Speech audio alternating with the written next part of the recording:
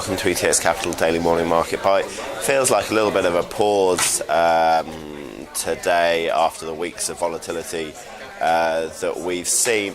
US markets managed to eke out a positive session after opening very weakly yesterday. They closed 20 points higher, the Dow Jones, so nothing significant there, but it was quite a rally during the day. After market, we saw most significantly figures from Apple. They reported some pretty stellar figures, very bullish in terms of iPhone sales and future sales running up to the holiday period. That caused the stock to rally. Touching $100, well, not quite $100, but nearly made that magical $100 for the first time for a long time. So that's probably going to put some more pressure on Mr. ICANN, saying there should be buybacks with the cash reserves that it has.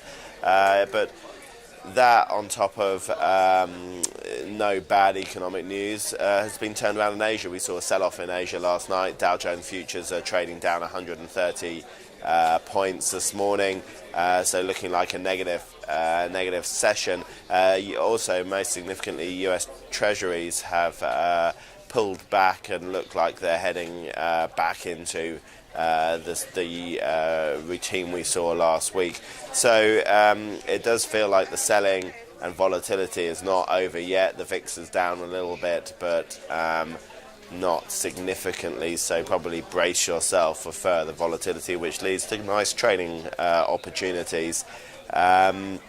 In corporate news in the UK today, we've seen Arm Holdings report. Their figures were actually a little bit weak, a slight miss on revenue.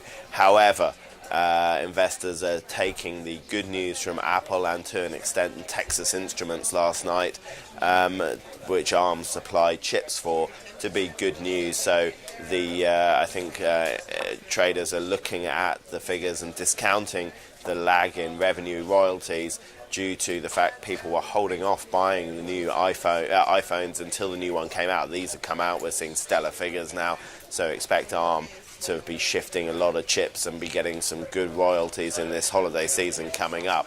The other big corporate news is very sad. The Total chief, the French oil major, the CEO, has unfortunately died in a plane crash in Moscow on his private jet. It's emerging that the plane hit a snowplow during takeoff, and there are reports now that the operator of the snowplow was drunk. This has led to comment from Mr. Putin, and I think probably may lead to some destabilization in the Russian market, because Russia's a difficult place to do business too, and then you're going to get, in terms of regulation and government intervention, now there's going to be a safety question in there as well. So it's going to destabilize the Russian market, and unfortunately destabilize Total, with the well-renowned CEO unfortunately passing away. So a period of turmoil there. Our thoughts go out to his family. Guys, have a good day's trading. Plenty of opportunities coming up. Watch euro dollar. It's around the 128 level, a bit of technical resistance a bit higher up. We'll speak soon.